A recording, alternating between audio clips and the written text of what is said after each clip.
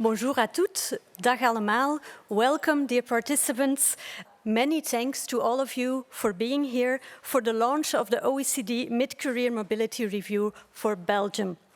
This work was made possible by all of the regions. In fact, it was made possible thanks to the support by the Flemish Department of Employment, Economy, Science, Innovation and Social Economy, Departement WEWIS, Le Forum, and Brussels Economy and Employment. So thanks to all of you who have contributed to this and to making this result possible. Today, we will reflect, of course, on the recommendations from this report. I have a copy here, but it is, as of today, available online, where you can read the entire report. We will reflect on this not by ourselves, but we will also have colleagues from abroad. We will have Austria here to give us some of their best practices. We will also discuss the results with different stakeholders, with the social partners, with experts in the field. And before starting all of this, we will also have an introduction on the part of the Minister for Employment, the Economy and the Digital Economy of the Brussels Capital Region. Now, unfortunately, Laurent Hublet, the Minister, is being held up in the Parliament due to unforeseen extensions of his program. But we are very fortunate to have a replacement. Mr. Kodrat Aline Teklou is here to replace him. So, bienvenue, welcome. Thank you for making the time in your schedule to pronounce this speech on behalf of your minister. The floor is yours.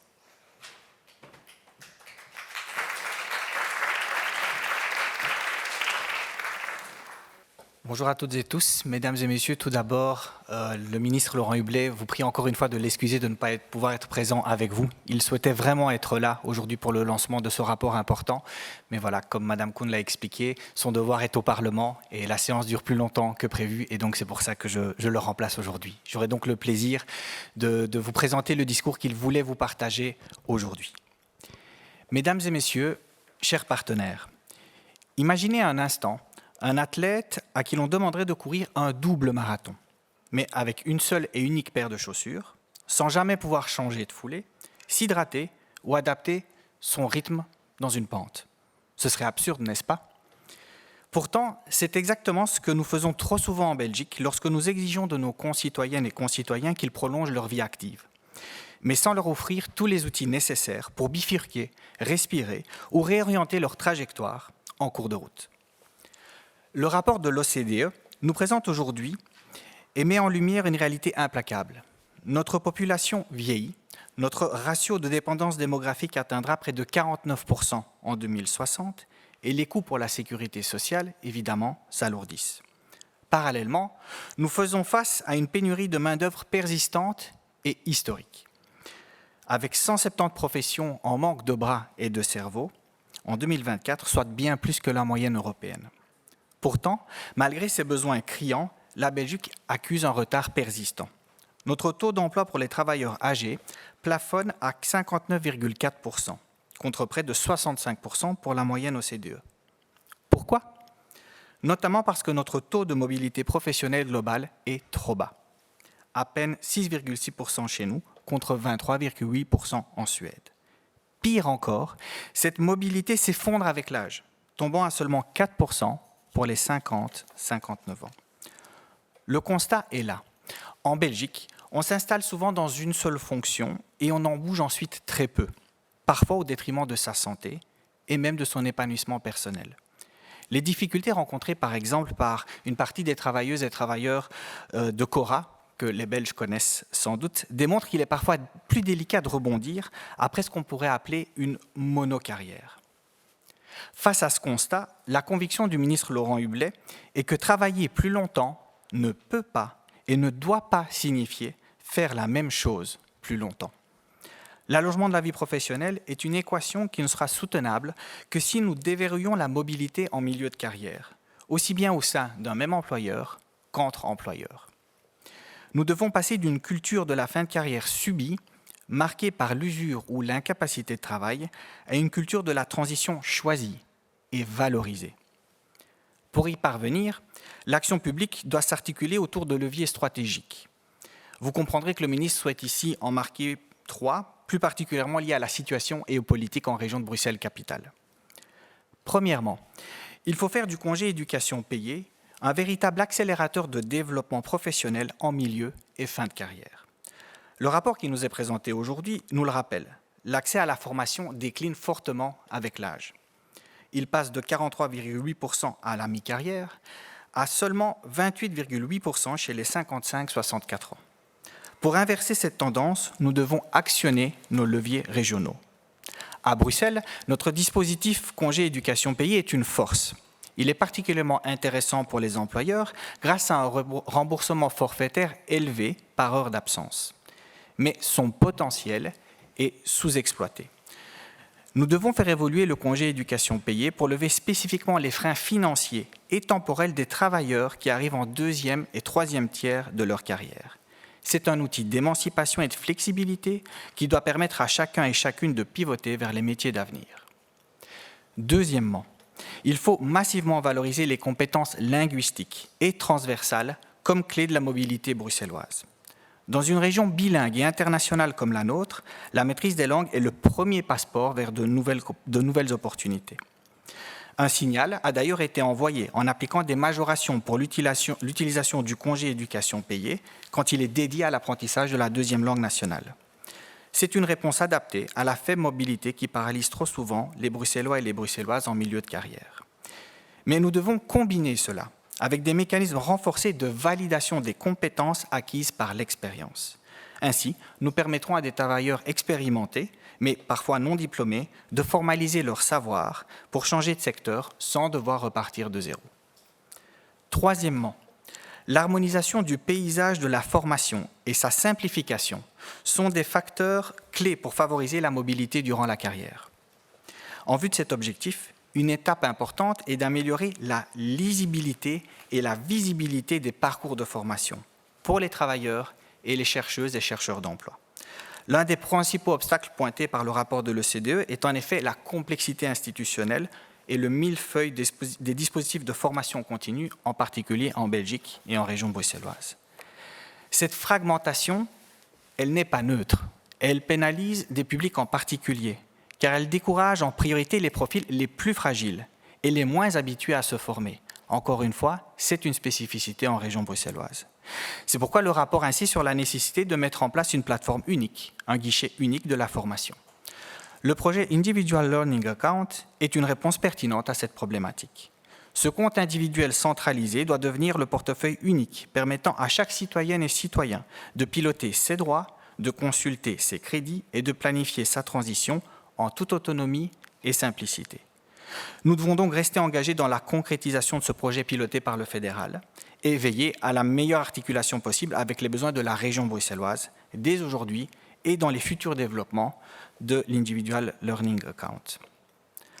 En conclusion, mesdames et messieurs, ce rapport de l'OCDE démontre que la mobilité professionnelle ne doit plus être un luxe réservé parfois aux jeunes diplômés de la tech. C'est une nécessité pour la survie de notre modèle social et la compétitivité des entreprises. Pour y arriver, nous pouvons assouplir la rigidité de nos fins de carrière, en rendant plus accessible le congé éducation payée en milieu et fin de carrière, comme on l'a dit, en renforçant les incitants linguistiques et la reconnaissance des compétences pour fluidifier le marché du travail bruxellois, et enfin, en centralisant les droits des travailleurs au travers d'un outil unique et lisible. Les dispositifs de soutien à la formation ne sont pas des variables d'ajustement budgétaire. Ils sont, malgré un contexte financier exigeant, des investissements cruciaux pour l'avenir. Le ministre Laurent Hublet appelle donc l'ensemble des forces vives ici présentes, représentants de l'administration, partenaires sociaux, secteur de la formation et évidemment employeurs, à s'emparer des recommandations de ce rapport. Ne laissons pas cette étude dormir sur une étagère. Traduisons-la en réformes concrètes. Travaillons dès aujourd'hui, main dans la main, pour concevoir ces parcours fluides et sécurisants. Donnons à nos concitoyens et concitoyennes les moyens de réinventer leur vie professionnelle à tout âge, avec audace, avec confiance. Le ministre vous remercie et vous souhaite d'excellents travaux.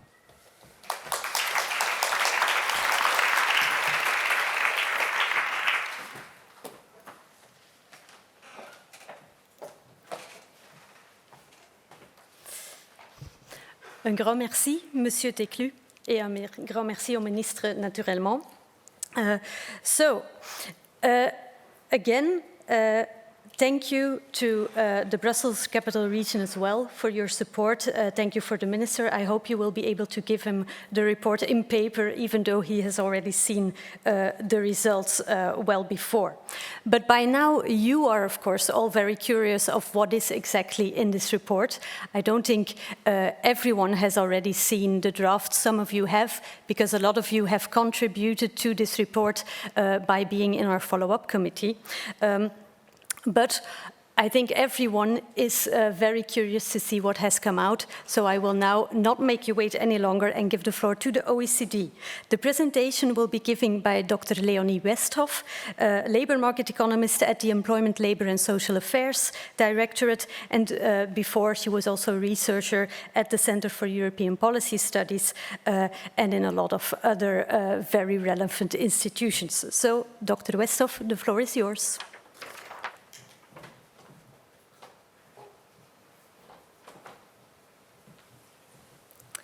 Thank you so much, Anne, for that introduction, and thank you as well for the great opening speech. It's really been a pleasure to work on this report in the past year or so, also with thanks to many of you for your support, of course, and I'm really happy to be back here in Brussels together with Shruti Singh to present the results to all of you. So let me start by just briefly setting out some of the rationale for why we are looking at this issue of mid-career mobility in Belgium in order to support longer working lives before then going into the specific recommendations. In Belgium, as in many other OECD countries as well, we have already seen a lot of improvement in the employment rates of older workers, so let's say the group 55 to 64 in the last years. But nevertheless, as we also just heard already, there are still substantial gaps relative to other OECD countries with the employment rate of older workers about 5 percentage points below the OECD average in 2024. So therefore, clearly, there's still room for further developing and improving policies to support employment outcomes for this group. Now, in this specific report, we do that by looking at the importance of mid-career mobility. Why do we think that supporting mobility in the mid to late career is important for longer working lives? Well, there is quite a lot of international research evidence that shows that job mobility, and in particular voluntary job mobility, can lead to quite important improved labor market outcomes for workers. That can include improvements in salaries, but it can also go beyond this, for instance, improvements in working conditions, or very importantly for the older age groups, transitions into more age-friendly work, or work that is better suited to evolving preferences or needs with increasing age. For Belgium specifically, we did some data analysis looking at the age group 45 to 64, which showed that workers who have experienced a job change in the past year do report improvements in quite a few dimensions of job quality, including overall job satisfaction, having an adequate salary, and also experiencing lower physical strain at work. And ultimately, our expectation or hope is that such improvements in job quality and the age-friendliness of work can then also support longer working lives and longer participation. Here on the right, you can see another example of some analysis we did for the report, trying to estimate the effect of a mid-career job switch on employment outcomes at ages 60 and 65. And we do see for the OECD Europe sample, but also for specifically the Belgian sample, that there are positive associations between mid-career job switches and employment, or conversely, a lower likelihood of being retired at ages 60 or 65. For Belgium, there is quite a lot of noise around these estimates due to lower sample sizes, and this means that not all of the estimates are statistically significant, but nevertheless, the overall pattern does match what we observe for the European sample, which of course also includes Belgium. Nevertheless, however, even though mid-career mobility could have very positive lead to very positive improvements in employment outcomes for older workers. We see that when we look at the data for Belgium, that firstly, labor market mobility remains rather infrequent compared to the OECD Europe average or also the OECD average in general. And secondly, mobility declines with age. Now, it's not necessarily surprising to observe that job mobility rates decline with age because as workers spend more time in the labor market, they are more likely to find jobs that match their skills and their preferences and therefore may be less in need of mobility. But nevertheless, to an extent, declining mobility with age also reflects barriers that mid to late career workers face in the labor market. And the aim of our report is really to identify these barriers and develop solutions to removing them in order to really enable voluntary and high-quality labor market transitions in the mid to late career age group. The point about the quality of transitions is really crucial here because evidence shows that it is really when job transitions are voluntary, also when they are job to job and don't involve periods of unemployment, that they can have the most benefits for workers in terms of, for instance, their wages and working conditions. But also here we see that in Belgium, as well as in other OECD countries, the likelihood of voluntary transitions decreases substantially with age. We also seek, wherever possible in the report, to disaggregate the data that we have by region. So this slide here just demonstrates that even though there are some differences in overall mobility rates across regions, the pattern that I've just described in terms of changes in mobility by age can be observed in all three regions, Brussels, Flanders, and Wallonia. So based on this picture and this assessment, based on the data we have for Belgium, we have tried to identify several policy areas that we see as key to address in order to better support career progression, opportunities, and mobility for Belgian workers, which can include, as we heard before, moves across firms, but also moves within firms into different roles or tasks. These three policy areas include, firstly, examining structural labor market barriers that limit mobility and also work incentives at older ages in Belgium. Secondly, investing in age-friendly and high-quality work in order to support good job quality across the life course. And finally, improving access to training and career guidance among mid to late career workers. So I'll now spend a little bit of time talking about each of these three areas and the recommendations that we have developed.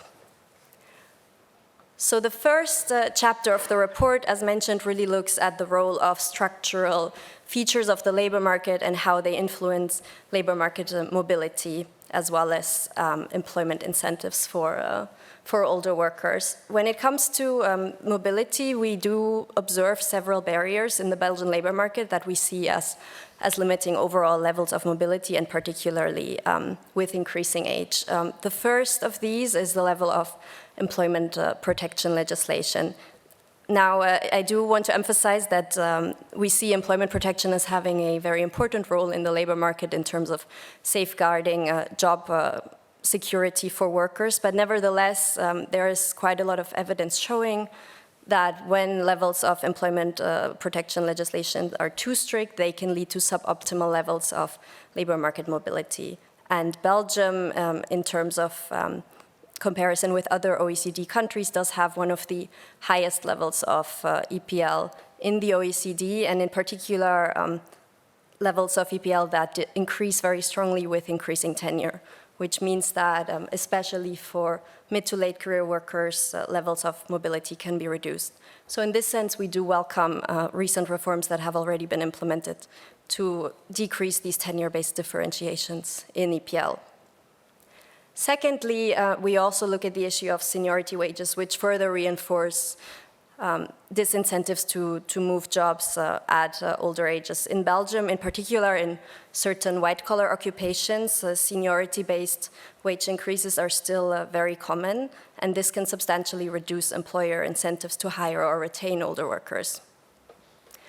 And finally, when it comes to barriers to mobility, age discrimination is another major factor. There is a lot of very strong evidence internationally, but also for Belgium specifically, that employers still hold a lot of stereotypes related to the competences of older workers, and that this can negatively influence their hiring prospects. So these are some of the barriers that we identify specifically related to the level of job-to-job mobility, or labor market mobility in general. We also, in this chapter on structural challenges, try to look specifically at the issue of transitions out of work and early labor market exit. That's very important because our data does show that relative to other OECD countries, the effective age of labor market exit in Belgium is very low, and it's also substantially below the actual retirement age, the legal retirement age. And that, at least partially, is also a result of structural incentives. Firstly, there are incentives in the pension system that influence the extent to which individuals wish to work longer. Now, again, also in pensions, there have already been quite a lot of reforms in Belgium in recent years, for instance, limiting access to early retirement. But our assessment is that there's still a lack of incentives in the system to work longer or conversely to not to retire before the legal retirement age. This concerns notably the introduction of actuarially neutral pension bonuses and penalties in the system, which is something that we know recent policy reforms are discussing already or planning to implement, but our main concern is that under the current proposals, the introduction of these bonuses and penalties would depend on individuals' career histories rather than being implemented for all workers within the system. And this, in turn, could really distort, firstly, the incentives and also have adverse effects, especially on vulnerable labor market groups and those who do not have long career histories. The second structural element is the design of unemployment insurance. Now, until very recently, Belgium was really unique within the OECD in that it was the only country that offered a unlimited duration of unemployment benefits. And the recent reform limiting the duration of unemployment benefits is something that matches recommendations the OECD has already made in the past and is something we welcome. We do think it has the potential to increase work incentives, including at older ages, although, of course, that will depend on the implementation and on being accompanied by sufficient, adequate, active labor market support, particularly for vulnerable groups. And finally, when it comes to early labor market exit, of course, a major and perhaps the major pathway to early labor market exit, including in the mid to late career group, is long-term sickness absence. We know that this is a space where much has already been done to improve and reform the system, but nevertheless, we see that there is still further room to invest in earlier intervention for workers with health issues and adequate support to return to the labor market. So based on these considerations, we've developed quite a few recommendations in terms of improving structural incentives and labor market frameworks to incentivize mobility and employment in the later career. That includes aligning wages to productivity rather than seniority, while combining this with strong but not overly strict employment protection. It also means complementing the unemployment benefit reform with high-quality active labor market support, and, as I said, introducing actuarially neutral bonuses and penalties for all workers, not just for certain groups. Secondly, tackling age discrimination as a major barrier to job mobility for mid to late career workers is crucial. One way that this can be done is by encouraging the introduction of age-neutral hiring and workplace practices. For instance, in some OECD countries like the United States, there are increasingly, in hiring process, there is increasingly emphasis on looking at individual skills and competences rather than their characteristics in order to minimize bias. And of course, public actors can support this by providing guidance to employers. For instance, we know that there are already some very good practice examples in Brussels, for instance, the Diversity Plan program, which encourages the development of non-discriminatory working working environments. And this is something that we see as with having potential to be further scaled up or introduced in different regions, while being complemented with improved labor market monitoring and enforcement of anti-discrimination legislation. And then finally, when it comes to return to work, this is really an issue that would warrant a whole report in itself, and I'll be very brief here, but while we think that broadly the current reforms are going in the right direction and have already contributed to intervening earlier for workers on sickness absence and introducing better obligations for both employers and workers in the system, there are several elements that we think could be improved upon. One of them is that while the extension of employer sickness benefit contributions is a positive step to incentivize investment in health at work, the fact that there are exemptions for workers aged 55 plus for these extended contribution risks that specifically for this group, which is very in need of return to work support and investment incentives from the employer side, could be reduced. Secondly, the development of return to work plans could be brought forward even further to ensure earlier intervention and perhaps also desimplifying the timelines that are associated with it. For instance, in countries like Norway and Denmark, the development of such support tends to take place within the first 8 weeks of sickness absence, including the full development of return to work plans. And finally, to support all this, both monitoring and data collection, as well as the capacity of return to work coordinators and occupational physicians needs to be strengthened. So that's a very quick summary of the structural labor market elements. Then the second key policy area, as I mentioned, that we've identified centers around increasing investment in age-friendly work, which we really see as a precondition to supporting workers across the life course, but particularly at older ages in order to remain in employment.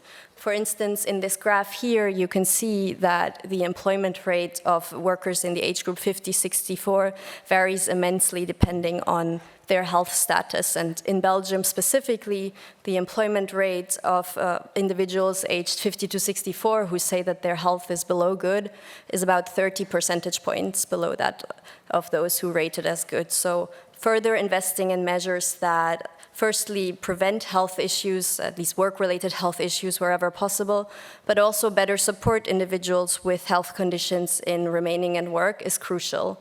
And that can involve action across many areas, for instance, limiting job strain, but also increasing flexibility, etc. And Belgium is already doing quite well in this field in international comparison. So we know that there are many initiatives, both from the public sector, but also from social partners to encourage investment in good quality working conditions and in age-friendly work. And we do see that when we compare Belgium, for instance, to the EU level, on a broad range of sustainable measures to support sustainable working lives, Belgium already performs well, but nevertheless, there are still gaps relative to certain top performers, and in particular, there are some implementation gaps in SMEs as well as in some sectors. So therefore, we see further room for improving investment in age-friendly work in Belgium in several ways. Firstly, by building on the existing initiatives that social partners have done. And here we know that there are some notable good practices, like, for instance, the demography funds in the chemical sector, which really showcase how social partners and collective bargaining also can contribute to investment in age-friendly work. On the other side, public support services, of course, can also encourage investment in good quality work. And I won't talk much more about it here because we will shortly hear from our guest speaker from Austria, but there are some very notable good practice examples that we believe could be very relevant for Belgium. Then in this chapter, we also focus on two specific areas of age management that we see as crucial. The first of these is support for occupational health services or workplace health prevention more broadly. Belgium already has a quite strong legal framework in this area, and that is reflected in some of the internationally comparative data. But nevertheless, we believe that further support could be beneficial, in particular for SMEs, in order to strengthen implementation in the workplace. On the one hand, that can be incentivized through improving the inspection capacity of the labor inspectorate, but on the other, incentives can also play an important role in terms of providing either stronger follow-up and support by the prevention services, but also financial support, particularly for SMEs. For instance, in Japan, there are specific subsidies, the so-called age-friendly subsidies, which offer specific financial support for SMEs in implementing workplace adjustments for mid to late career workers. The second area that we look at in more detail is flexibility, because as mentioned, access to flexible work is one of the crucial supporting factors that can help mid to late or late career workers to remain in employment and reconcile it with, for instance, health issues. There are already many schemes in Belgium to enable access to flexible work, which is very positive. But one of the issues is that the monitoring and data collection on most of these schemes is rather limited, and so further investment in evaluation would be beneficial in order to really see what the effects of these schemes are. There are also two specific schemes that we examine in more detail because we see them as having particular relevance for the mid to late career group. The first of these is the end of career time credit. Again, it's a measure where there is some data and evidence available. It is not very recent, but the data that we do have suggests that while the aim of this measure in terms of increasing flexibility for late career workers is positive, it doesn't seem that it really effectively or cost-effectively supports longer participation, notably because it's not necessarily well targeted at those late career workers that really require this support to remain in employment. And that also matches what we know from the international evidence. So therefore, we recommend better targeting or also restricting access to this measure so that it reaches those workers who are most in need of support. The second measure that we look at are flexi jobs. These are a kind of measure that we see as potentially having some relevance in increasing labor market participation among pensioners in particular. But at the same time, when we look at the general labor market as a whole, it appears rather that flexi jobs are likely to be associated with increased labor market mismatch and also deteriorations in job quality. And therefore, we recommend actually abolishing this type of contract for labor market participants in general, except perhaps leaving them as an option for pensioners only. And then finally, as I said, the third policy area that we look at is increasing access to training and career guidance. Belgium already invests very substantially in adult learning, also in international comparison, though we know that recently some cuts have been implemented. But despite this rather high level of investment, the actual level of participation in education and training in international comparison is not very high and also decreasing with age. So therefore, in the report, we really try to identify, despite the fact that there's already substantial support available, what drives lower participation, and in particular among mid to late career workers. One of the crucial issues here is motivation. There's quite a lot of data showing that motivation to take part in education and training is rather low in Belgium and decreases further with age. And we believe that there are several ways that access for this group could be improved. One set of issues really ranges around the design of support instruments. There are already many support instruments available in Belgium, which notably address not only lack of financing, but also, for instance, time as one of the most relevant barriers to training participation. And so having programs like educational leave is really something that we see as essential in enabling access to training for mid to late career workers, but also for everyone in general. However, when we look at the actual data on these instruments, what we do see is that mid to late career workers are among the groups that are less likely to actually benefit from these kinds of support instruments relative to other groups. So that means that better targeting instruments is one of the ways that we see education and training support for mid to late career workers could be improved.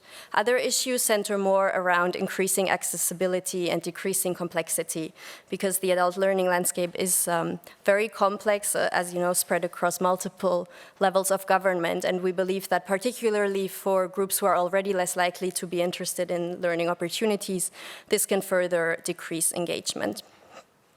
And the final point is that access to career guidance, not only for the unemployed, but for workers regardless of employment status and regardless of age, is one of the key factors that can contribute to, firstly, increasing motivation in learning as such, but of course also in identifying potential for career change or career progression.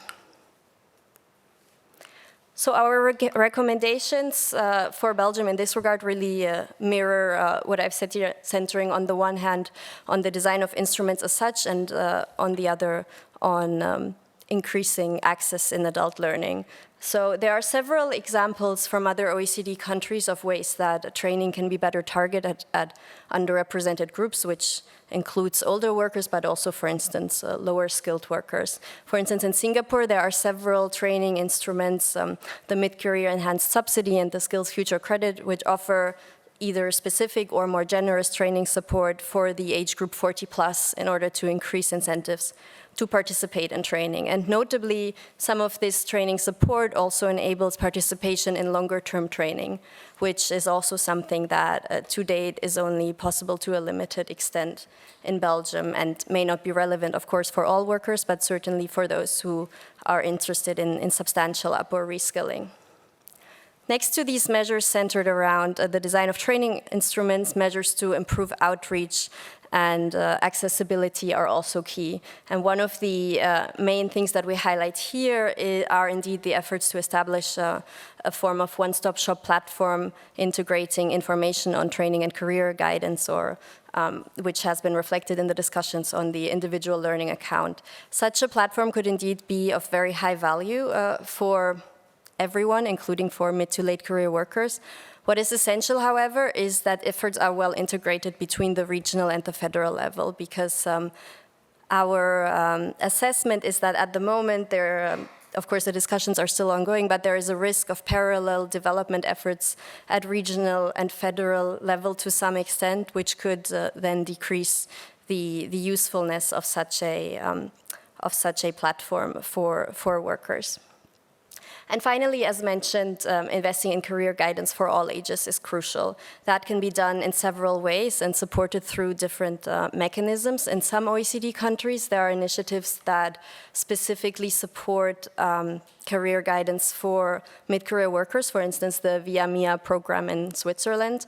However, in other countries, there are examples where career centers for the employed, regardless of age, have been established, and we know that initiatives like this also exist in some Belgian regions already.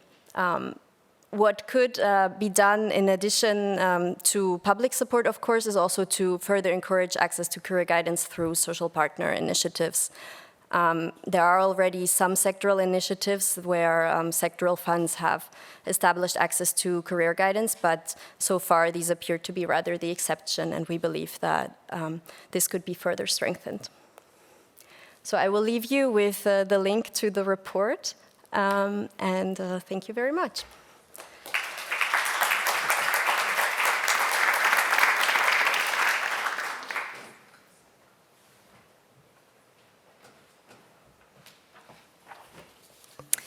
Many thanks to you, Leonie, but of course also to Shruti Singh, to the other researchers involved in drafting the report. The set of recommendations we've been shown here can come across as quite daunting to take on. It covers a lot of ground. Where to start? Fortunately, we are not an island. Belgium does not only move beyond borders when it comes to professional mobility, we can also look outside of our borders to see what we can do concretely with these type of recommendations. So to present us with a couple of good ideas and best practices, I will invite Alexandra Weilhartner to the stage. She is Managing Director at ÖSB Consulting from Austria, and she will present us with a couple of good practices relating to the development of age-friendly workplaces and supporting the employment of older workers with health conditions or persons returning to work. So, the floor is yours. Yes. Thank you for the introduction. I'm very happy to be here. And it's quite an honor and a pleasure that I have the possibility to give you a short insight into some of our projects and how Austria is addressing the questions of better career mobility for longer working lives. First of all, I will start with the current demographic and labor market situation in Austria. Okay. Yeah, in Austria, as in many other industrial countries, demographic change and labor market shortage is happening at the same time. We see falling birth rates, we see growing retirement pressure, and a gradual exit of the so-called baby boomer generation from the labor market. So, while at the same time, the number of older workers is increasing. At the one hand, the co-working age population is shrinking. This creates high pressure for the companies in three areas: in health and return to work, in age management, and in skills and reskilling. To respond to these challenges, I would like to introduce two approaches from Austria, which are publicly founded. First, the Demografieberatung DG Plus. I try to translate this, Demographic Consultancy Plus. It is publicly founded by the European Social Fund and the Ministry of Social Affairs.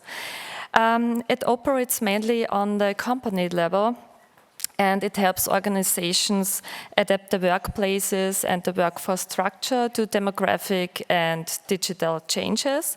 And the second one is Fit to Work, publicly founded as well by the Labor Market Service and the social insurances. And it focuses more strongly on maintaining workability and supporting people who are at high risk of leaving and losing employment to health-related issues.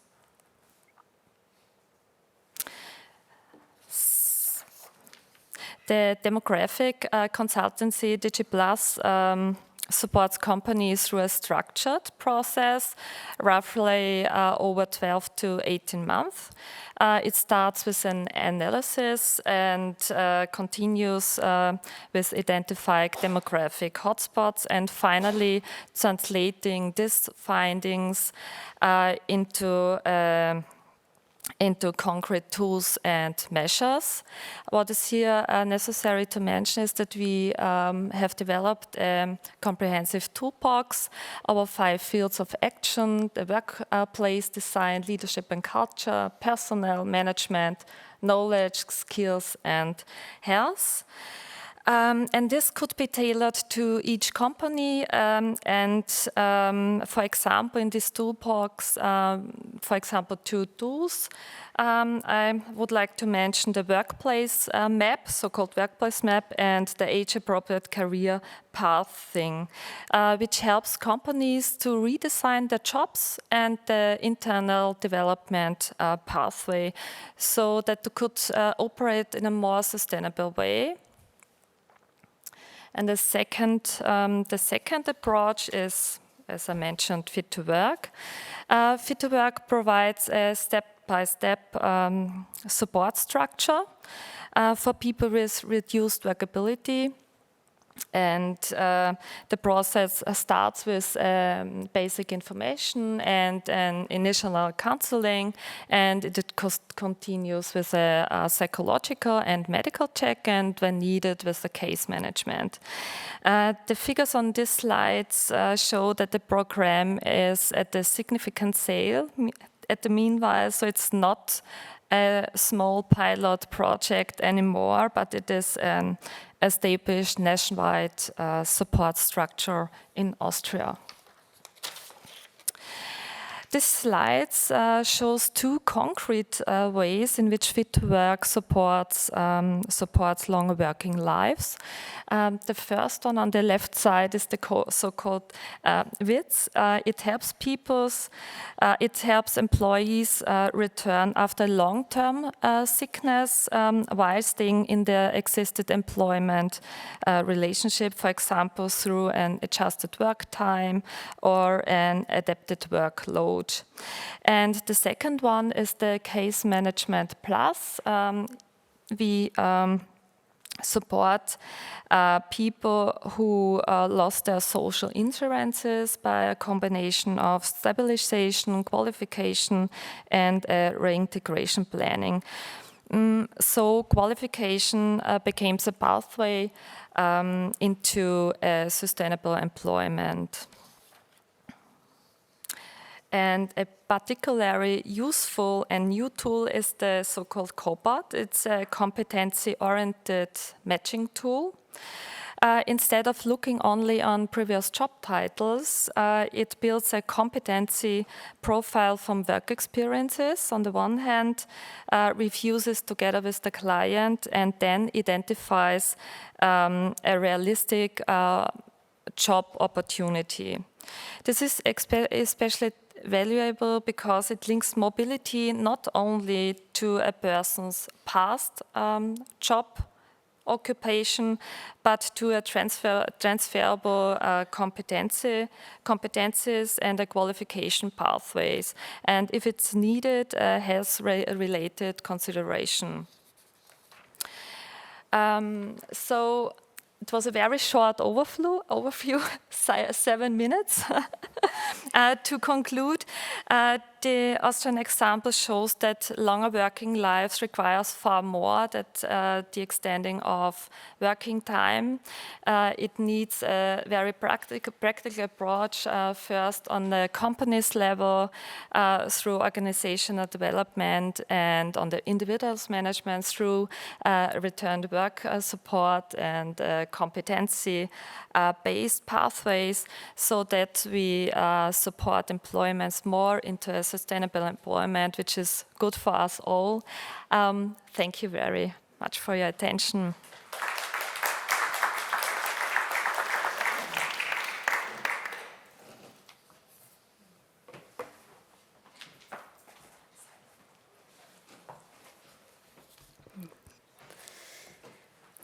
Thank you so much again for this and for making the time in between Sicily and Greece to come all the way to Brussels. This is very much appreciated. So, welcome back in, everyone. I hope you're all refreshed. I now welcome our panelists on the stage and, of course, our moderator, Shruti Singh, who is senior economist at the OECD for a couple of years, I think. For a long time. Some years. And she is specialist in aging and employment policies, so she is our ideal moderator, I think, to lead us through an exchange with Belgian experts on what should be our key takeaways from this report. So. Thank you, Anne. A very good afternoon to all of you. I hope you enjoyed the presentation by my colleague Leonie earlier on, who presented the main results, the findings, and our key recommendations emerging from this report. Let me first of all join Anne to thank you, especially to the 4 regions that supported this work. Many of you who we met actually in the policy mission, we were here almost a year ago and spent a week talking to a range of different stakeholders, including academics, several different regions, public employment services. So the report really builds on the expertise and the knowledge that we've learned that exists here today. And of course, we had great discussions with the social partners as well, which are key to Belgium. So I am really delighted to be moderating this session right now, which is quite diverse in terms of its representation. We have, of course, social partners, experts from the academia, but also representation from the regions. And so, but without further ado, what I'd like to do is kick in, and perhaps we can deep dive a little bit from the recommendations and the assessments we heard this morning. What are some of your views on how you see the challenges? And also, actually, how realistic are these recommendations? And where do you see the implementation bottlenecks to this? And perhaps things and gaps that are not in the report that still need to be addressed to be able to really improve professional job mobility in Belgium. So without further ado, I'd like to firstly introduce Tim Roussart, who is a senior researcher at KU Leuven, where he leads the several research projects on labor market mobility in Belgium. He's a very well-known name in Belgium. Tim, you've done so much work around labor market mobility and the dynamics and, sort of where do you see jobs being created, where jobs are lost, who gains and who loses in this dynamic labor market, although Belgium, as we've just seen, is less dynamic in terms of mobility, as the report highlights. Could you tell us a little bit about, how you resonate with the results that we've presented in the report, but also what is your own research and how that complements to the research that we've shown this morning? Maybe I'll first want to thank the researchers on the report. I think they did a great job in highlighting all the challenges for older workers, and they also pinpoint to some interesting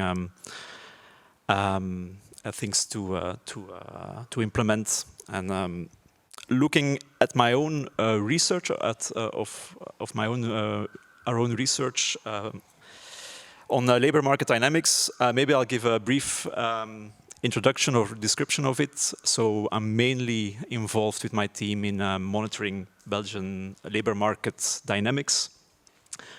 In fact, some of the figures were shown in the slides here.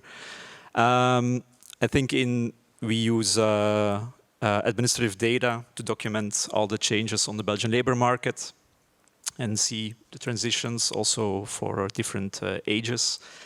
I think the results that we see there were also mentioned in the report. Mobility, job-to-job mobility, is in fact decreasing with age, as you guys have said as well. And also a thing that we see with this data, it's like year-to-year pictures that we take of the labor market. We also see that intersectoral movements are also quite rare in Belgium as well. So those are two things I think that are also highlighted in the report that we also find with our own research. In another strand of research that we are doing at the moment, we're also looking more at career paths of employees. And in that research, we use a longitudinal sample of all employees of a sample of employees in Belgium, and we try to track their career paths using quarterly data. So we really get very detailed pictures of their and snapshots of their career.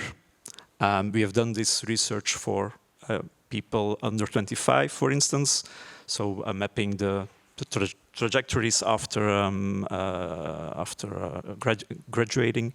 We did this for people aged 25 to 55, and we are finishing a study now for those people aged 55 and over. So again, it ties nice together with the report that of the OECD that you guys did. So we tracked all the career paths of people age 55 and over. We did this for a period of 10 years, so we tried to track them till the retirement age of 65 at that time. And what we saw is, well, there are some important findings. We tried to cluster similar career paths of all these employees together. And in fact, again, some of the things that were mentioned in the study, we also found in our study. For instance, it's of course difficult to get some sort of causal relationship in there, and it's of course one specific cohort that we're looking at.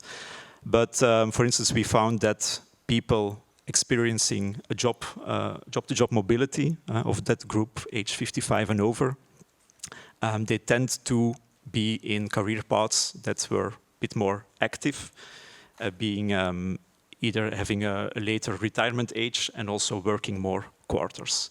So that was one important finding. Second thing we found was that people moving from a full-time to a part-time position after the age of 55, so in that time span, they also tend to work more quarters at the end of their career. So those are two positive results, maybe, but we also find the opposite, or the other groups are in the study as well. People that experienced some sort of exit during that 10-year period have the risk of there's a risk that exit becomes like a permanent exit. So very few people experience an exit of 1 quarter or to 1 year and return to work. In fact, the majority of people tend to stay out of the labor market after a brief exit period. So I think it ties together with the report of you guys, and it highlights the importance of really keeping those people on board and preventing those early exits. Thank you, Tim. I think the notion that mid-career mobility can be helpful in later careers is still very underexplored and under-discussed topic.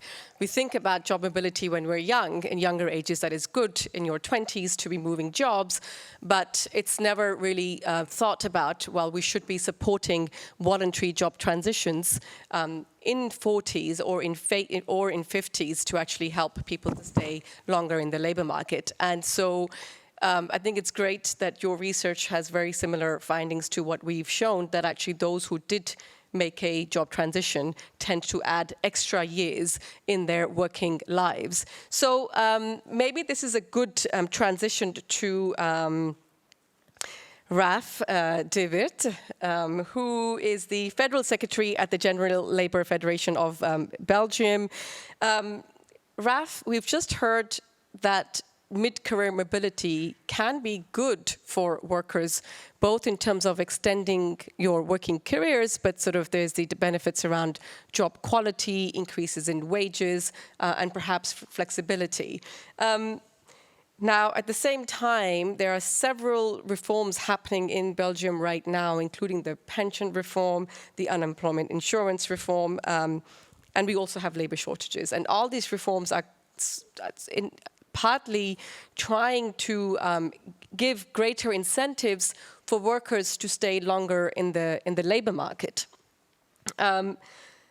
So from your perspective, or from, let's say, from the employees that you represent, what really needs to happen for workers to actually ensure these reforms can work in their favor and can genuinely support mobility that they need? So it's really about voluntary, encouraging people to move and motivating them rather than actually feeling obliged or being forced into jobs that they don't wish to do. Thank you for the question. First and foremost, I would like to congratulate the researchers on their comprehensive report. which brings together a wealth of information and offers numbers of useful recommendations, including some which we are less or we don't agree. But nevertheless, and I don't want to be the party breaker here, but for us, we don't agree really with the glorification of job mobility as the ultimate goal of the labor market. Job mobility is an element we must consider in our organization of the labor market. It's an element, but certainly not the only one. Nor should the impression be created that there is something wrong with a loyal employee staying with the same employer for their entire career. This is neither wrong nor problematic. Secondly, for us, there is a certain imbalance in the report. When we compare the worker perspective with the employer perspective, when it comes to employers, are terms like incentives. There need to be incentives. Often financial incentives, or promoting, or encouraging.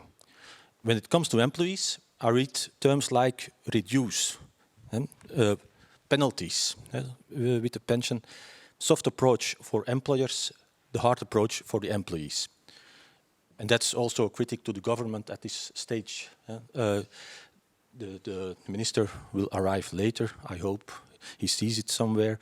But for us, this is unbalanced, just as what the government does, and regrettable. I think also that the report focuses a lot on the white-collar perspective and less on the perspective of the hand worker and others. And that's also for us a problem. The very different, the great difference in healthy life expectation is an element that isn't taken enough in account. Now I come to the question you asked. What needs to happen for workers to view mobility and longer careers as an opportunity rather than an obligation? But we need to ensure manageable workloads for every worker. And I emphasize every worker, young and old, but also the old, at every stage of their career.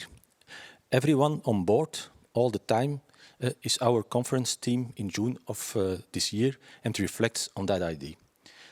This means there is a reasonable and fair work-life balance. That's important.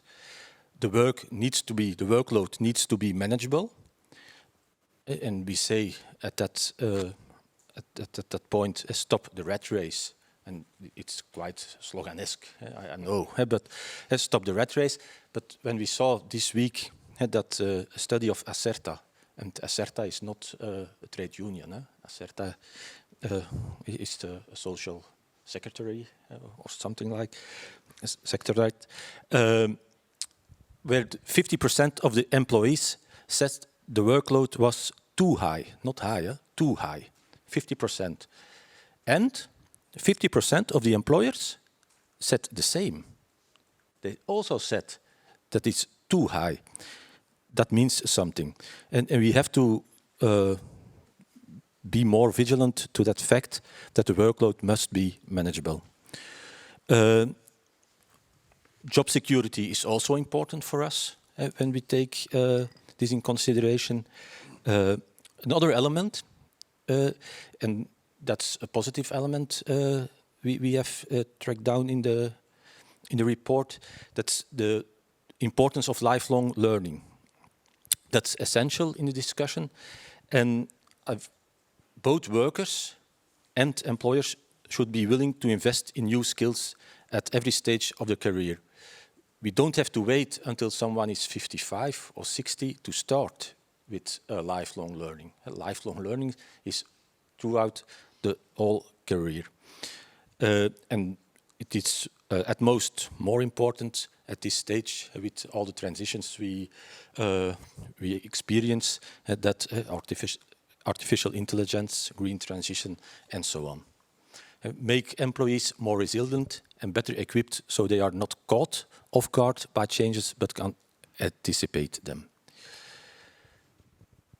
And there's a big chapter on healthcare, or health problems of the workers. We have a demand that the employers should be flexible, just as the employees are asked to be flexible, but that the employers must be flexible to adapt work for some people when they want to return to the work from sick leave. We experience that there are employers who do a good job, fortunately, but there are others. And when someone wants to work a half time or 2 days a week, they say it's not possible in the company. We have to make that more, that they are obliged to do that, less than it's now a very, very soft skill. And then specific for older workers, it's necessary to actively investigate whether discrimination is occurring and to take action against it. This can be done through practical tests, and there have to be sanctions when some employers persist, and not by the first time we see something, but when they persist, there have to be strict sanctions. And not the last but not the least, stimulate sectoral demographic funds. We have experience with that, and we have good experiences with that. We think that must be enlarged. The expertise is there in the sectors to create good practices for those problems. Okay, so that was a nice summary of a wish list of lots of the things and reforms that would be needed to help older workers. And I think sort of what you said, Raf, is workers at all ages would benefit from these, more upskilling, reskilling, improving job quality, ensuring that that workers have and maintain their good health that will help them stay in the labor market. I want to come back with a follow-up question immediately before we move to the employer side, which is, do you think, so there are barriers, and if so, which barriers in the current Belgian landscape that actually prevents mobility for those who wish to do so? So we're not saying that everybody should and must change jobs, but it's really about, is the system ready to, if I want to, as a 55-year-old, to change jobs because I'm no longer, I don't have the same health, perhaps my job has been taken away, and if I want to be making that transition, how flexible is the system, in your view, to be able to help somebody who wishes voluntarily to change their careers? If somebody wants to change from job, nobody says somebody has to stay in his job. Everybody can leave his job. That's no problem. You have to make some months. You have to stay at your work. You can't say it from one day at another. That's clear, but that's no problem. Everybody can leave his job. The problems in the report also, when you say we have the salary is higher when you have more years at your workplace, that's true, but that's no problem. For us, that's no problem. But somebody has to make choices. When you change your job, it's possible you're going to earn less. That's possible, but that's a choice you made. So in the report, you say those are barriers. We don't look at that like barriers for the mobility. That's our perspective. Okay, so you're saying that the system is flexible enough to be able to move at any age. Is that correct? Yes. Okay. All right. So let me now bring in the employer's perspective and introduce our next speaker. Danny van Asch, who is the General Advisor at the Federation of Enterprises in Belgium. Danny, you've heard sort of the overall landscape. We've presented these overall trends in mobility and the fact that mobility declines as we age. We've also heard from the employees representation on the system and where it stands. From your perspective, from the employer perspective, and given that there are large labor shortages, but also need of retaining older individuals, we know that Belgium is aging rapidly, along with other European countries, and the resources and the talent pool that we're going to have, the employer is going to tap into, is not really there, or it's diminishing very rapidly. So retaining older people is going to be one of the key aspects. So how do you see the role of job mobility, but also some of the challenges and reforms that you would like to see to happen to ensure that you can attract and retain older individuals? Thank you. And first of all, I would like to say that I'm quite thrilled with this research. It's very, very important because in all the years that I've been active in labor market and labor market policy, talking or discussing about older workers at the workplace and retaining older workers at the workplace, it was always a detail. I remember there was a social agreement on the Flemish level where there was really said we need a plan for the 60-plus workers to keep them at work, and how can we do this and so on. For the Flemish government at that time, it wasn't interesting. Yeah? And this is a crucial thing we have to do. All our governments, we have a lot of governments in Belgium, all our governments say that we have to attain an 80% employment rate in our country in order to keep the business going. We need everyone that can work. Well, if we looked at this target group, and I'm not talking about 55 plus, I'm talking about 60 plus. Actually, between 55 and 60, it's okay, the employment rates. And I can already tell you why. Because we don't have the schemes of early retirement anymore, of pre-pension anymore. So between 55 and 60 is okay, but the 60 plus is a disaster.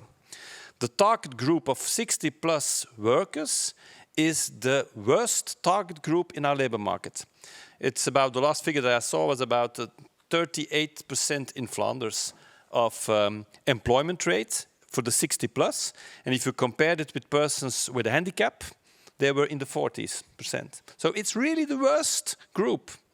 And this in a period that we need everyone, that we want to obtain this 80% employment rate. So working on this problem, because it's a problem, for me it's very, very important. So I congratulate you with the research, and I'm quite fond on the result. Now, how can we do this? How can we level up the employment rate of 60 plus?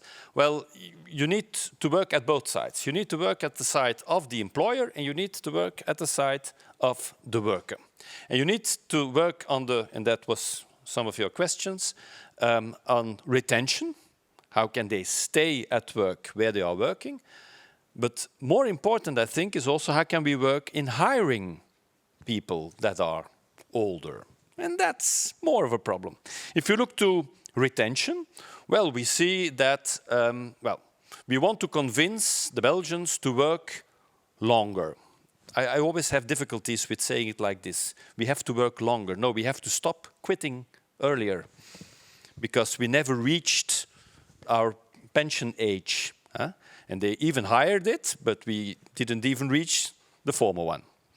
So we have to work longer. And by taking a lot of measures, and these are the measures that Raf was talking about and wasn't really fond of them, but I think they are very necessary and they are quite effective. Already all the instruments of what we call pre-pension schemes, except those who really need it, for instance, for medical reasons, no doubt about that, they are gone. And we already see that between 55, 58 and 60. The pension reforms that should be approved of now in Parliament. Well, they try to keep us working until the age, and I'm quite always a bit stupefied when I see that. I understand, of course, that there is social turmoil and that there is protest, but that you have 25, 26 years old who are protesting in the streets because they have to work longer. It's something that is very difficult for me to understand. Now, all these kind of measures, also, for instance, the return to work on a long period of sickness, and that's also, I think, Raf pointed to employers. Okay, you have from the beginning of this year, for instance, the possibility to ask to the labor medicine to see which adaptations can be made on your workplace in order to make work easier for you and so on. So I think on the federal level, there are some measures taken to get this retention better. Should there be more protection of older workers in order to avoid that employers are firing them?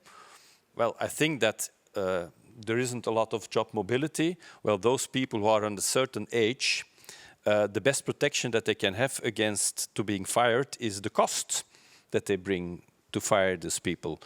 Lots of employers can't even afford firing people that have a career of 20 or 30 years.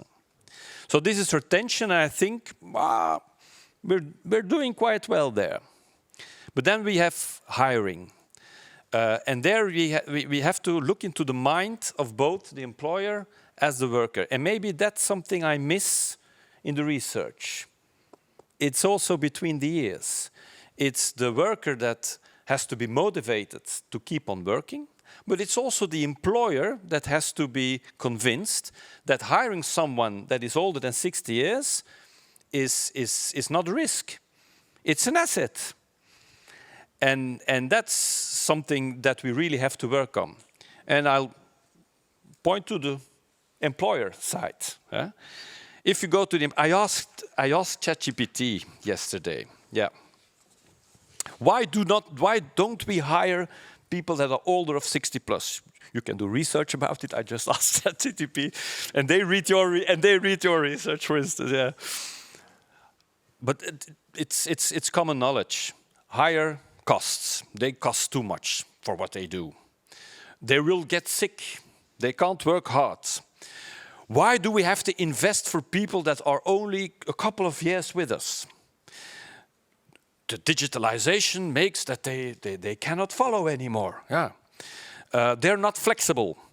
And they would like to have a lot of social advantages. They want to have more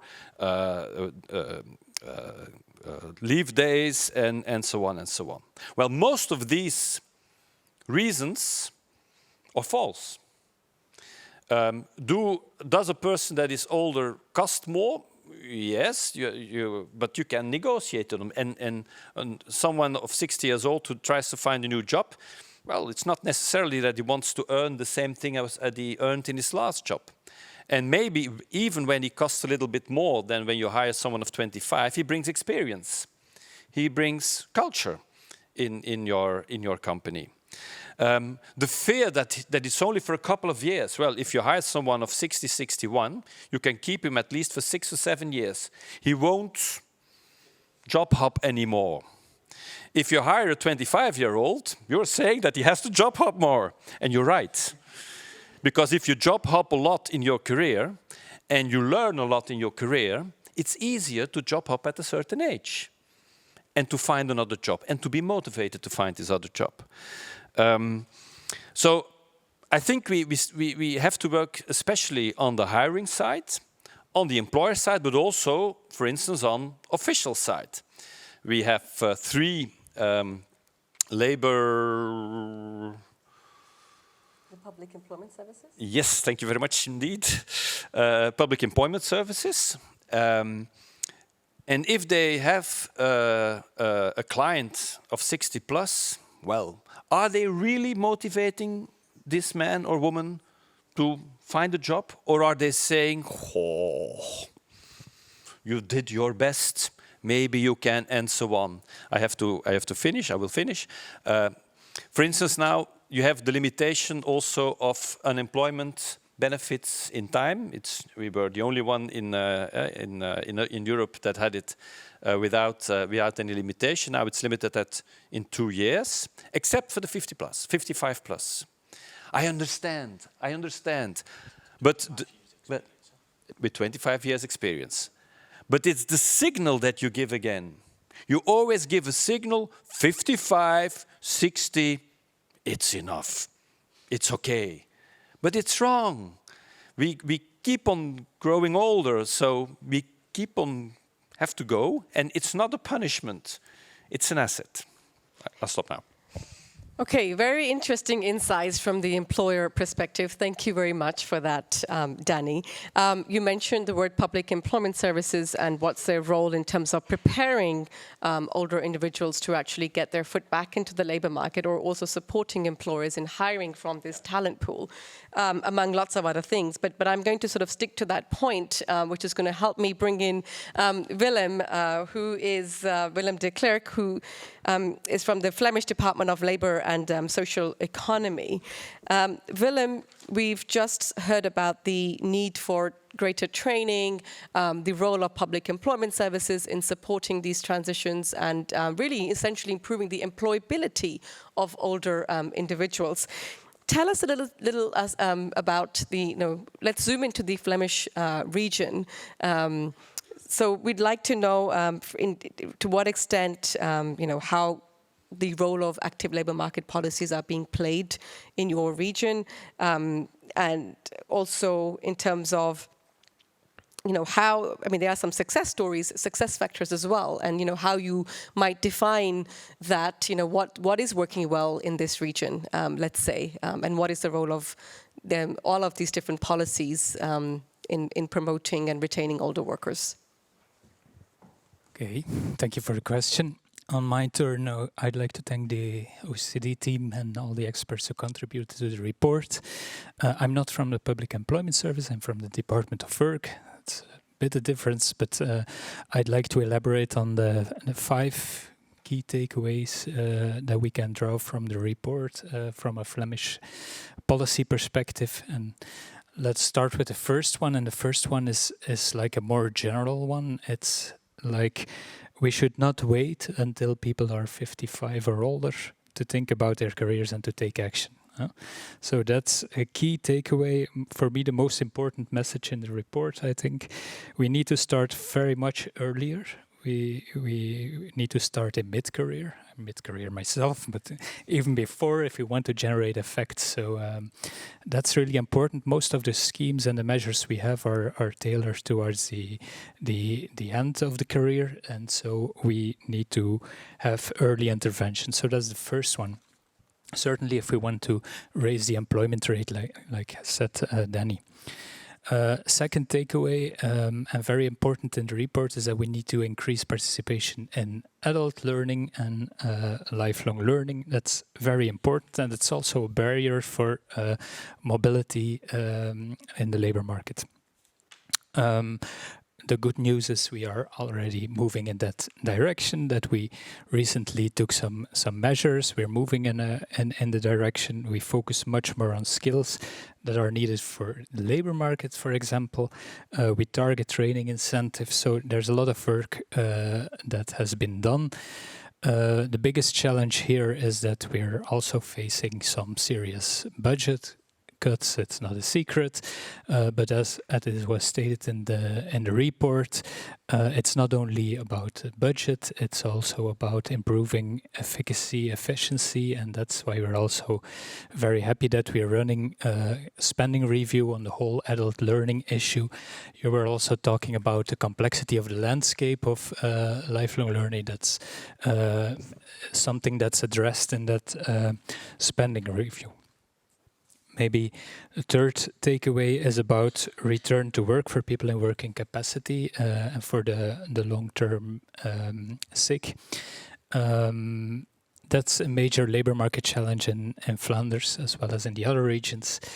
We have now more people in working capacity than we have unemployed, so we really need to address the challenge. What do we need to do? We need to stop the inflow into the system. That's the first thing, prevent people from dropping out. And the second thing is help them come back to work faster. And I think we have some highlights in the report stressing that we need to work earlier. There were also some good examples from the other countries. Here again, the good news is that we are already taking measures. Our public employment service is deploying pathways, return to work trajectories, and they're quite successful, 40% return into work within 2 years. The only problem is that they are too limited and that they start too late, and therefore we recently concluded a protocol agreement together with the federal minister, Frank van den Broeke, to guide people with work potential more quickly and to support them adequately.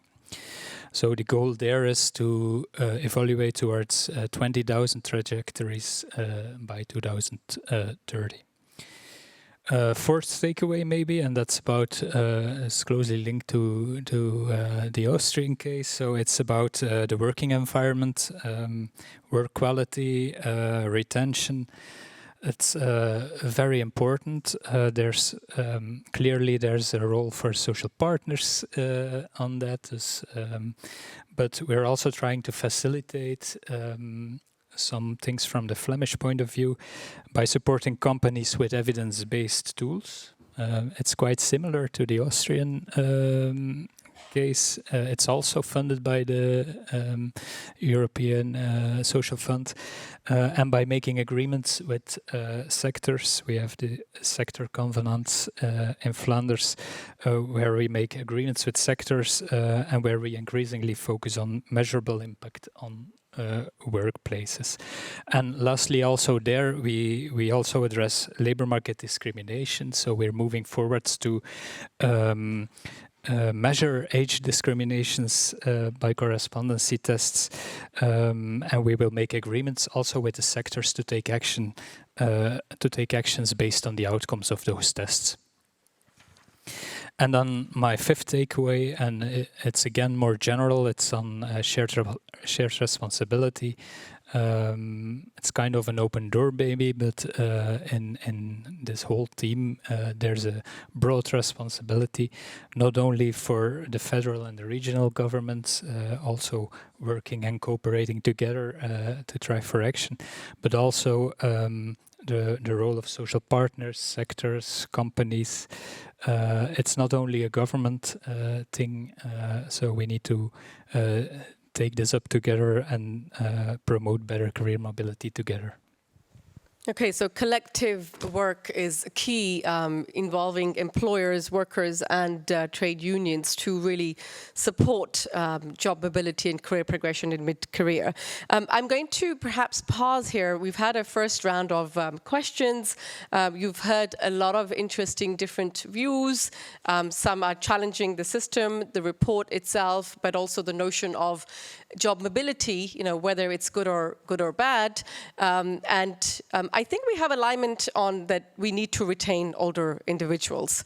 That was very, very clear to me. And we're getting some alignment around sort of the need for improving training, upskilling, job recognition of the role of employers in preventing health at the workplace.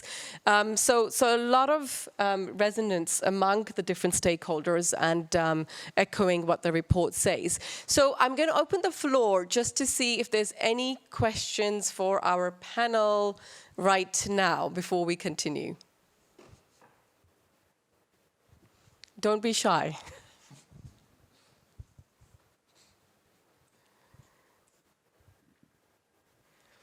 Okay, well then I will continue to do so.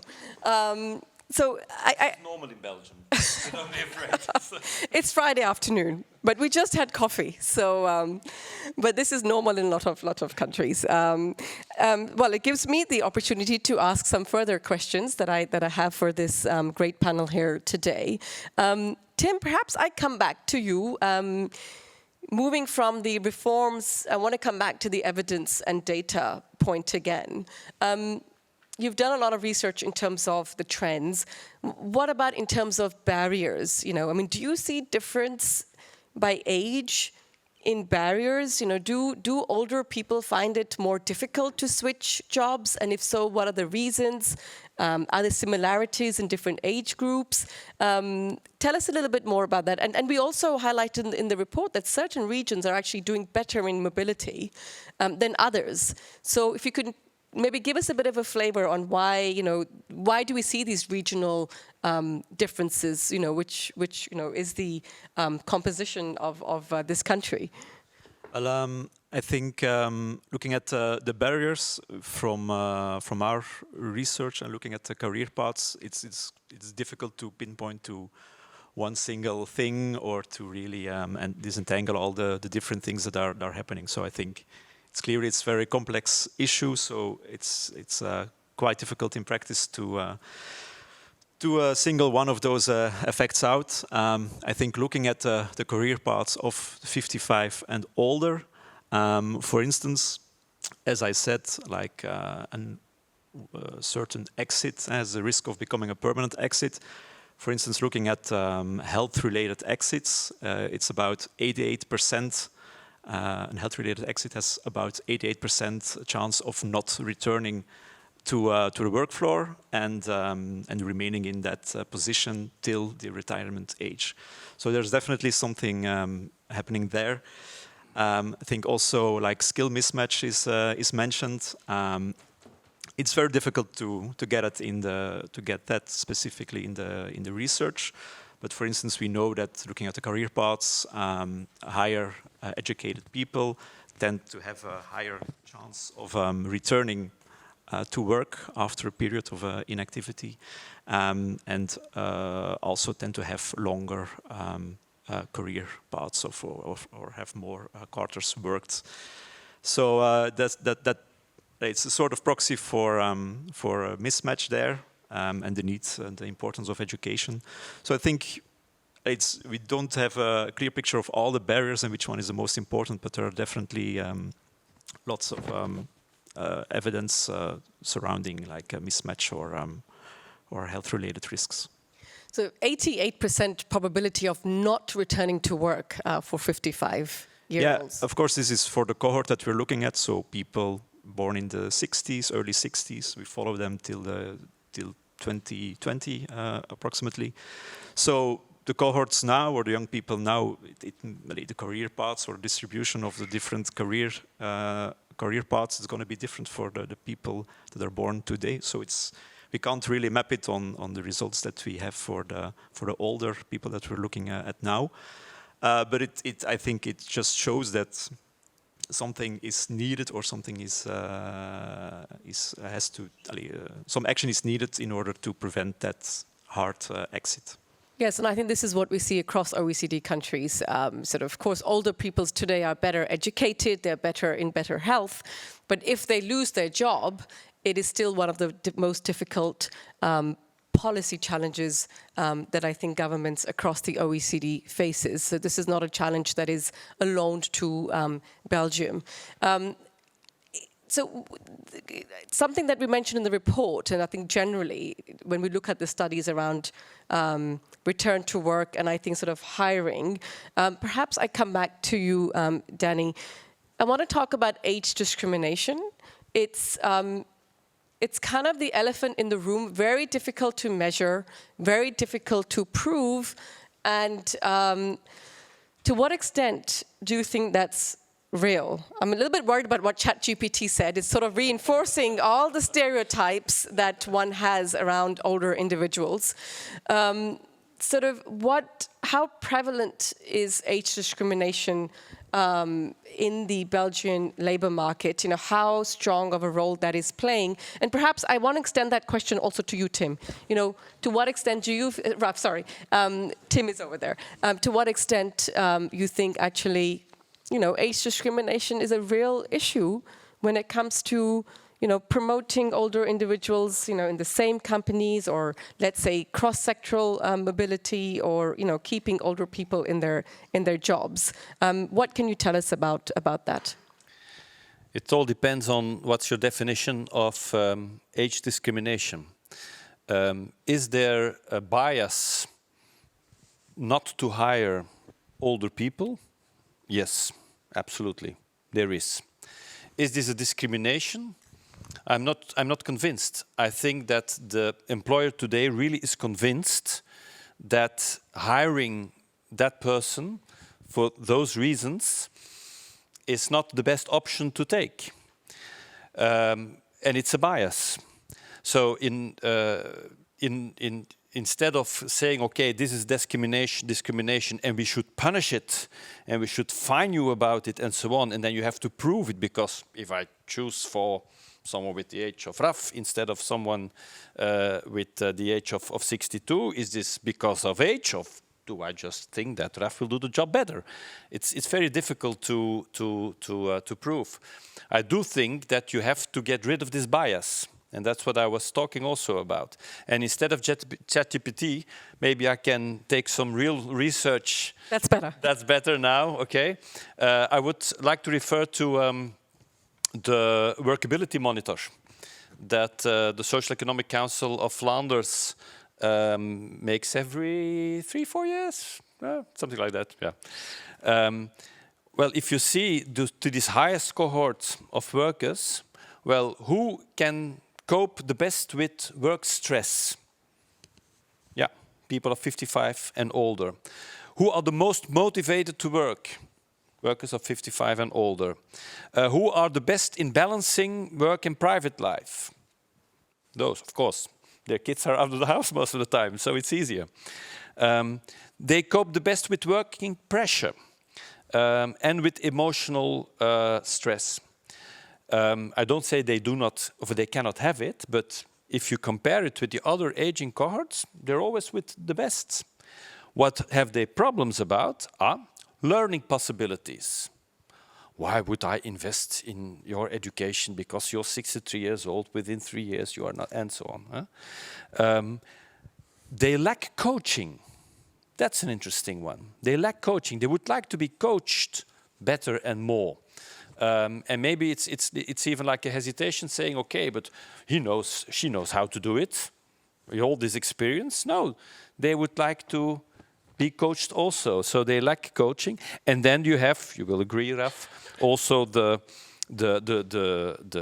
working conditions. And of course, if you are a blue-collar worker, then it is harder to keep the pace and so on.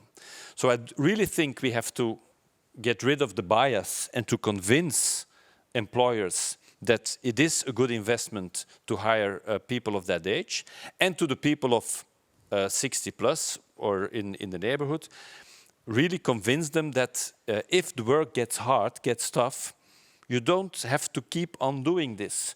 I think it was Willem who talked about the jobs that we lack people on to fill in the vacancies.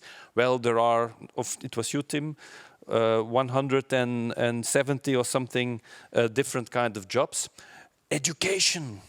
How can we use experienced people in education? But so difficult because the law says, and all the boxes you have to tick in order to be allowed to teach. But all those people with all this, so there are a lot of possibilities. It's the bias that we have to conquer.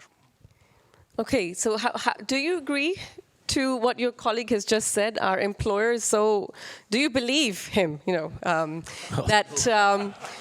Not at all. all the wonderful things he said that employers would like to hire older workers. How true is that in your eyes? But when I agree a lot of things. That's not a problem. But when you see just on the CV, when somebody sends his CV to an employer, there is already a chance you don't get the opportunity to present yourself. And that's a real problem. If the next step, when the person presents himself and the employer says, I have a better person who fits the job, that's no problem, not for us. But when you don't get the opportunity to present yourself, that's a problem. And that's no bias, that's discrimination. And that's a problem. You have pointed at a study about Stijn Baert. That's not our favorite person, but he has made a study on discrimination on age, and it's proven. It exists. So I don't want to get in the discussion of is it true, is it not true? It exists. What we have to do about it, that's another thing. I don't think you have to punish and have massive penalties for that, but we have to be aware of the problem and we have to try to solve it. And when an employer does it not 1 time, 2 times, 3 times, then we have to have something to say you don't that's not acceptable for us, and you have to be punished at that moment.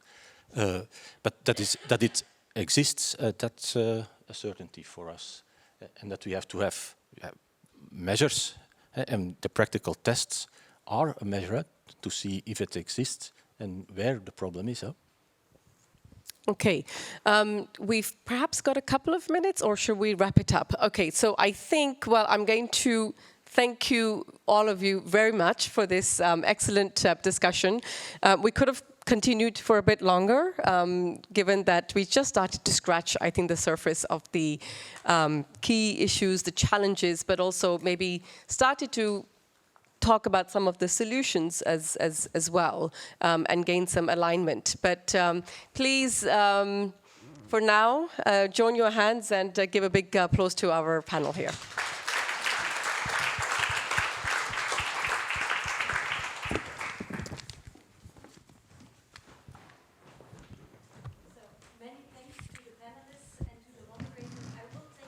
Bit more extensively later on, but it is now time, I think, for our main guest, I would say, and it is my honor to invite to the stage Monsieur David Clarenval, Deputy Prime Minister and Minister for the Employment, the Economy and Agriculture. Le dernier mot de la journée revient au ministre fédéral de l'Emploi. Monsieur le ministre, je vous remercie d'être présent ici dans ton agenda très rempli. Donc, la parole est à vous.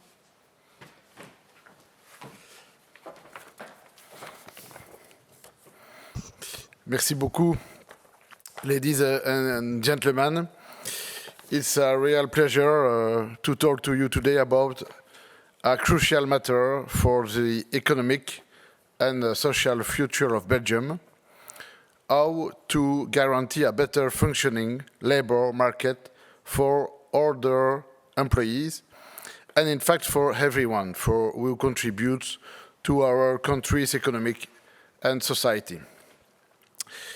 Alors je souhaite tout d'abord remercier l'OCDE pour la qualité du travail réalisé sur le thème de la mobilité professionnelle.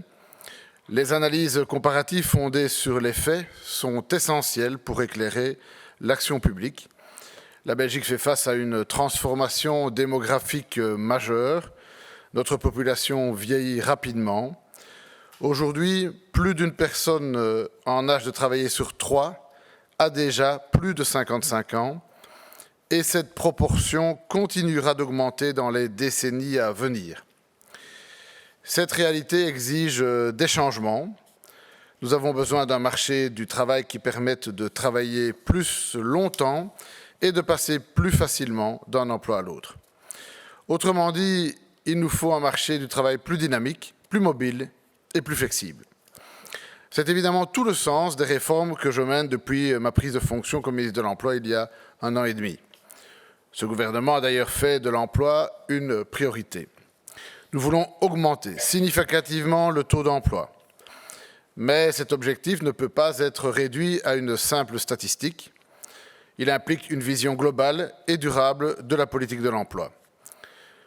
Car une économie forte repose non seulement sur l'accès au travail, mais aussi sur la capacité des travailleurs à y rester actifs tout au long de leur carrière. La mobilité professionnelle doit devenir une force. Les carrières ne sont plus linéaires.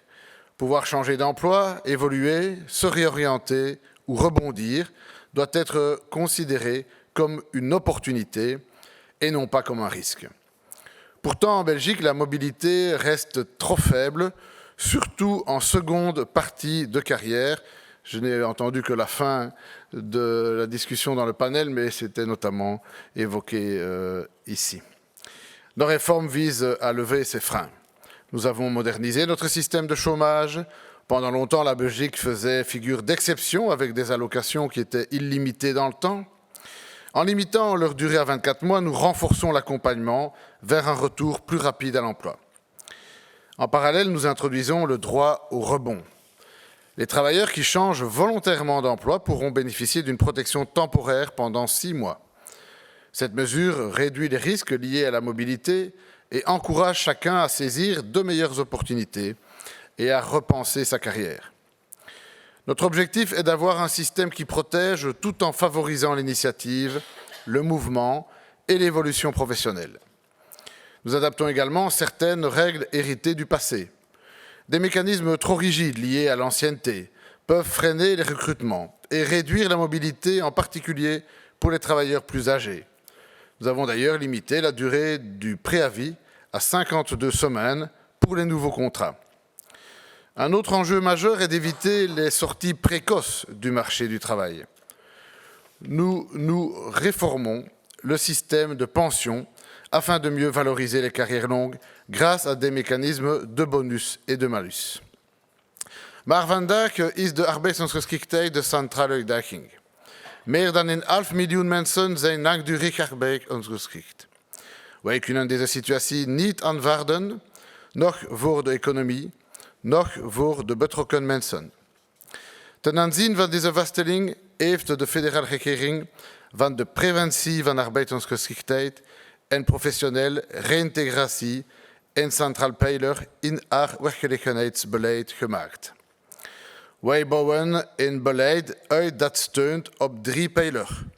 Ongeschiktheid vermijden, de band behouden met het werk tijdens de afwezigheid en de terugkeer ook gedeeltelijk organiseren wanneer dat mogelijk is. Deze strategie steunt op een centraal idee, de medeverantwoordelijkheid van alle sectoren. Werknemers, werkgevers, artsen, ziekenfondsen en diensten voor arbeidsbemiddelingen moeten allemaal hun rol ten volle spelen. In het kader van mijn bevoegdheden heb ik de reïntegratietrajecten hervormd. Sinds 1 januari van dit jaar kunnen arbeidsongeschikte werknemers rekenen op een versterkte begeleiding binnen de onderneming met het oog op werkervatting. Preventie moet voortaan centraal staan in ons beleid. De beste sociale bescherming blijft diegene die vermijdt dat werken ziek maakt. Daarom zal ik binnenkort aan de sociale partners een voorstel voorleggen om ons systeem van gezondheidstoezicht binnen ondernemingen te moderniseren en het dus aan te passen aan de arbeidsmarkt die volop verandert. Een plan met betrekking tot mentaal welzijn op het werk zal ook worden ontwikkeld in samenwerking met mijn collega's, de minister van Sociale Zaken, ambtenaren en zelfstandigen. Een arbeidsmarkt die beter functioneert voor oudere werknemers, functioneert ook beter voor de hele samenleving. Wanneer werknemers zich kunnen ontwikkelen, kunnen leren en zich tijdens hun hele loopbaan kunnen aanpassen, wint onze economie aan productiviteit, onze ondernemingen aan competitiviteit en onze samenleving aan inclusie. Iedereen die in ons land bijdraagt aan de economie en de samenleving mobiliseren, is niet alleen een economische noodzaak. Het is ook een maatschappelijk project dat van een België waarin iedereen zijn of haar plaats heeft op de arbeidsmarkt. Dank u voor uw aandacht.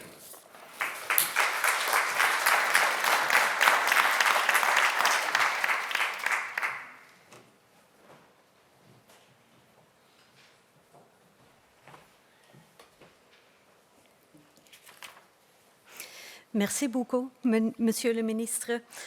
I cannot add much to this speech, I think, but of course I also want to extend my thanks for everyone who is here, for those participating in the panel, for the speakers, to Alexandra to come all this way to Brussels, and of course also to all of the members of the follow-up committee, the regions, the communities, everyone who has been with us throughout this reflection and has fed into the final report. I want to extend a thanks again to Shruti and Leonie for all of their work. It's not easy to gather all the complexities of our system, the different levels of competencies, but I think you did an excellent job in bringing all of this together. I also want to thank all of the colleagues that have helped me in preparing this day, the colleagues from the Studies Department, from the Communications Department, who helped organize this seminar. I want to thank the interpreters, of course, for guiding us through this afternoon, all of the technicians for making this possible, and I wish all of you a very safe journey home and a very nice long weekend.